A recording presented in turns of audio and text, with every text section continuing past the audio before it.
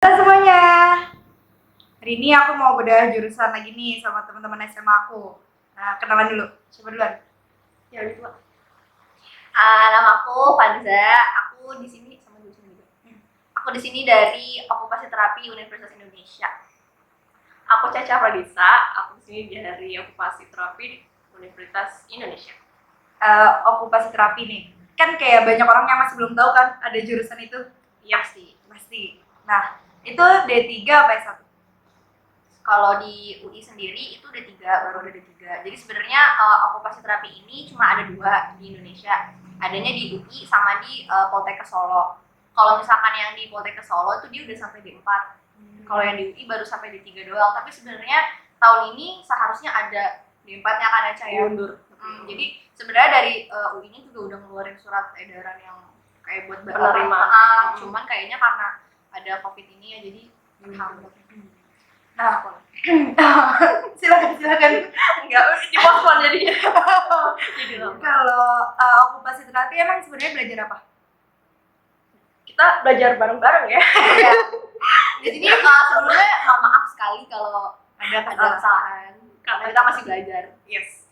Jadi kalau misalnya dari definisinya sendiri, okupasi terapi itu adalah salah satu pelayanan kesehatan yang diperuntukkan untuk pasien disabilitas atau gangguan yang gangguannya itu ada yang bisa fisik, ada yang bisa mental, yang dimana tujuan dari terapinya itu bisa membuat dari pasiennya ini mandiri dalam melakukan aktivitasnya. Oh, banyak sekali. Iya, betul. Jadi kita nanti tujuan terapinya tuh ngebantu pasien dengan disabilitas ini ke 3 area okupasional. Jadi misalkan kalau kita lihat itu sehari-hari orang individu ini untuk aktivitasnya yang pertama ada ADL, activity daily living atau aktivitas sehari-hari. Terus contohnya mandi, makan, berjalan, berdandan, hias diri, berpakaian. Terus yang kedua ada produktivitas, itu misalkan bekerja.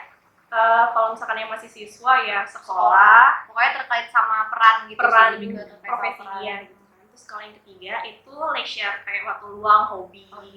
Misalkan berkebun, pokoknya aktivitas-aktivitas yang kita lakukan di waktu senggang kita gitu.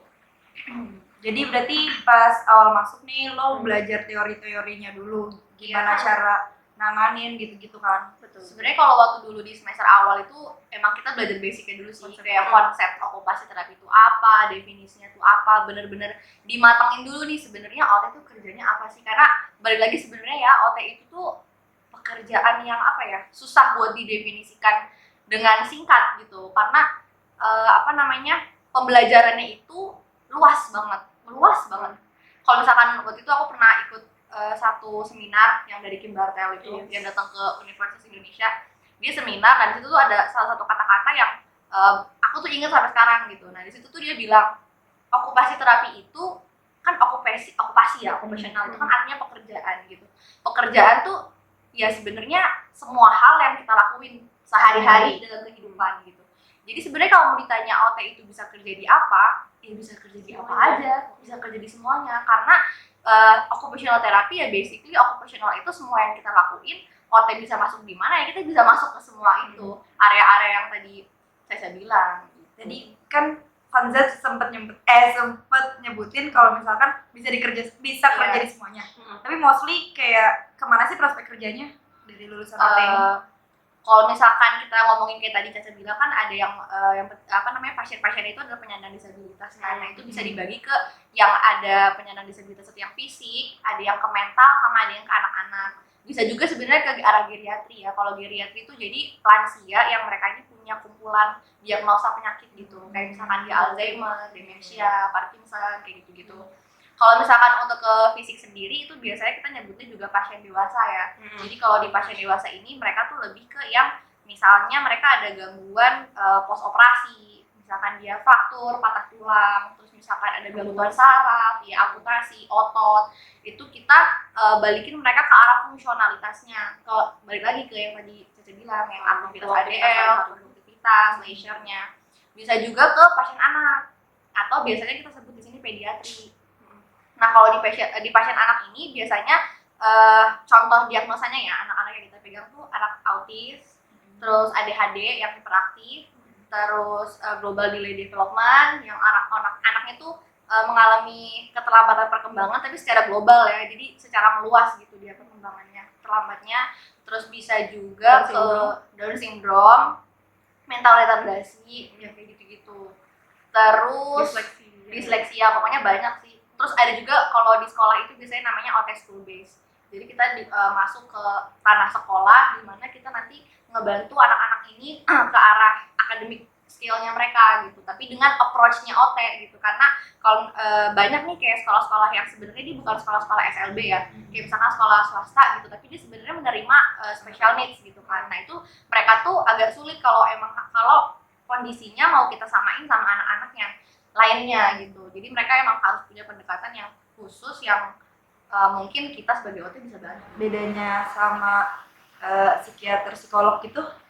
Kalau misalkan khusus di yang area psikososial, untuk ngebedainnya itu dia yang pertama, kalau yang kita kan harus dapat diagnosis juga kan. Nah, diagnosisnya biasanya menegakin psikiater kan. Oh, jadi jadi kita tuh nggak bisa mendiagnosa klinis ya.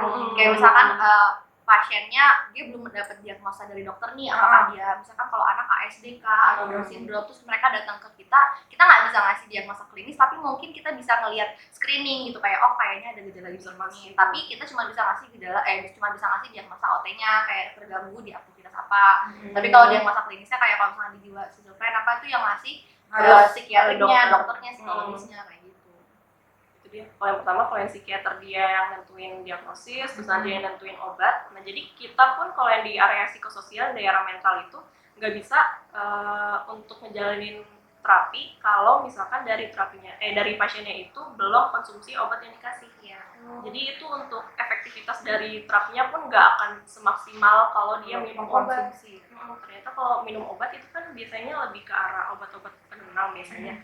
Nah jadi kalau misalnya dia pakai minum obat penenang, itu dia jadi gejala-gejala tadi yang halusinasi, yang dia melihat atau mendengar suatu hal, terus dia merasa waham kebesaran, itu bisa ditekan. Jadi pas di terapi nggak bakal muncul si gejala itu, jadi lebih mudah untuk mengubah pola pikir dan segala macam. Dan kayaknya kan juga kalau orang pasien psikososial tuh emang rutin ya minum obatnya, maksudnya nggak yang langsung di-cut, bisa berhenti minum obat gitu kan. Kalau buat struggle kuliahnya sendiri, karena banyak praktikum sih ya? Iya, salah satunya nggak sih? Praktikum kan udah dari semester 4. Nah, praktikum dari semester 4 tuh, lu kuliah berapa semester berarti? 6. Berarti 3 semester teori, 3 semester praktikum. Semester 4 campuran. Jadi kita ada 6 praktik klinik. Praktik klinik pertama sebulan, jadi tiap praktik klinik sebulan. Di semester 4 sekali, sebulan. Semester 5 dia 2 kali, 2 bulan di 2 tempat yang berbeda. Di 2 tempat yang berbeda. Terus nanti yang kemarin di semester 6 dia 3 bulan. Itu tempatnya nyari sendiri apa udah ada ditentuin? Udah ada kerjasama sama kampus, karena kan balik lagi kita kan maksudnya profesinya belum yang di semua lahan ada ya. Jadi kita emang udah ada lahan-lahan yang dia kerjasama sama UI, terus kita ditaruh di sana gitu. Jadi enak lah ya, nggak yang mentang-lantung nyari. Iya, sama sih kok, kayak gue kan juga ada fisioterapi kan di Bekasi UI, itu ada fisioterapi, itu sama juga sistemnya. Jadi udah ada yang kerja sama kampus, kita tinggal dibagi sama. Pas praktikum ini kan lo jatuhnya kerja nih, kayak kerja di rumah sakit gitu kan, atau di suatu tempat lah. Itu digaji atau enggak? Enggak. Karena gue di sini hitungannya praktik klinik ya, bukan magang yang. Tapi ada magang nggak? Udah nggak ada. Enggak. Karena udah. aja. Terus kan kalau misalkan kayak di kedokteran tuh lo lulus ada koasnya gitu. Oh kalau lo udah praktik klinik nggak? Berarti kayak ada sumpahnya juga nggak sih? Kan kalau kedokteran, farmasi tuh ada sumpahnya. Ini kan medis juga nih. Tuh sumpah. Sama. Kita ada angkat sumpah juga. Sumpah profesi itu ada UPOM juga, nanti ujian kompetensi, ada ujian sertifikasinya ada juga. ujian sertifikasi. Jadi urutannya gimana? Kalau yang untuk sekarang ini yang kita dapat sih ya, soalnya kan kita juga belum dapat timeline tanggalnya nih. Cuman pokoknya yang dekat-dekat ini sih kayak kita ada tes 2 week juga. Itu yang temennya tuh bahasa Inggris. Iya, tahu. Bahasa Inggris itu buat biar kita syarat dikeluarin di jasa gitu. Salah satu syarat.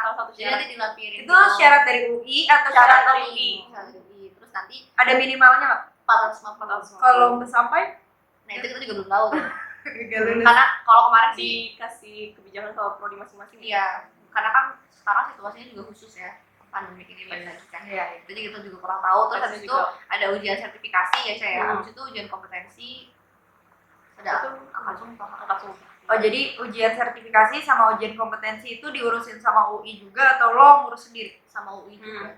Jadi sampai sumpah itu lo udah Iya, jadi seharusnya angkat sumpah tuh biasanya di kampus. Tapi yang jadi panitianya mahasiswa gitu. Kayak misalkan angkatan kita nih mau angkat sumpah yang jadi mahasiswa, jadi panitia tuh bawahnya kita yang ngurusin. Jadi bukan dari pihak lembaga vokasinya yang udah menyelenggarakan terus kita tinggal datang gitu. Jadi Ya, dari mahasiswanya ada. Kalau angkat sumpah juga itu sebenarnya yang nge-baselinein atau yang kayak naungin itu dari Ikatan Okupasi Terapi Iya, Indonesia, ikatan kita. Makanya jadi sekarang kita karena kan COVID kayak gini ya, jadi kemungkinan sih sumpah dari angkat sumpahnya ya belum tahu, cuman mungkin bakalan diurusin sama IUT itu kayaknya. Kayaknya sih belum ada kabar. Kalau buat UKT-nya sendiri gimana tuh, mahal nggak? Kalau dari awal, ini soalnya udah rada berubah sih. Angkatan lo aja. Angkatan aku awalnya waktu UKT sih, kalau apa sih uang pangkal ya? Uang pangkal Oh ada uang pangkal dulu. ada ada 7,5. uang. Terus kalau yang per semesternya kita dapat awal semester 1, 2, 9, selanjutnya 8. Oh jadi itu seluruh mahasiswa sama? Vokasi. Iya, oh salah. Seluruh vokasi sama, sama, gitu? sama. beda jurusan tapi kan fakultas sama, jadi per fakultas 9 juta. Tiap orang juga sama segitu atau Sama. jadi nggak ada tingkat-tingkatannya? Kalau itu kayaknya yang ke-1 deh. Vokasi nggak ada. Nggak ada. Kalau cicilan bisa, Cicilan bisa. bisa.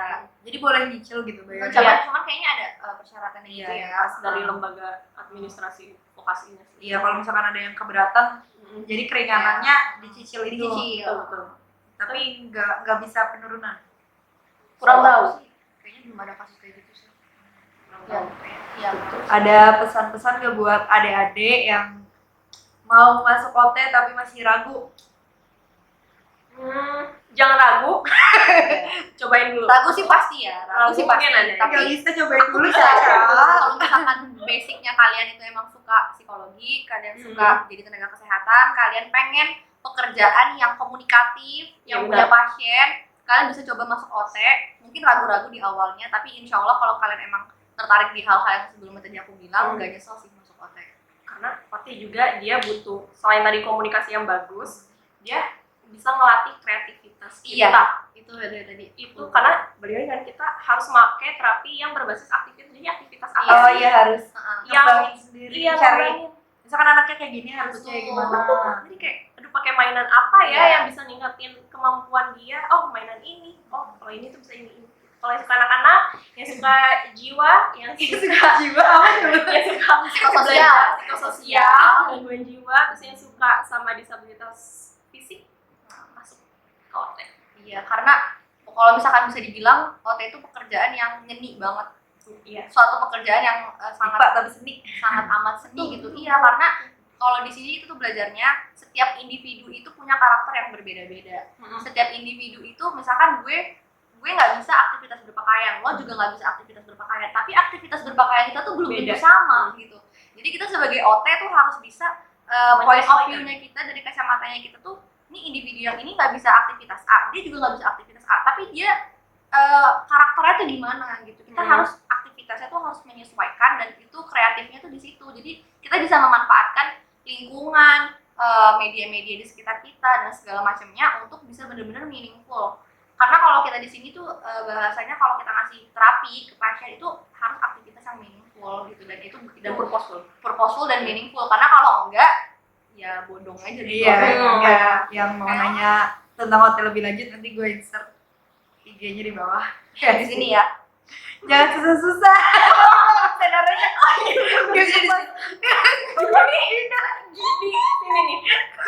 Ini nih. Di sini. kayak banget.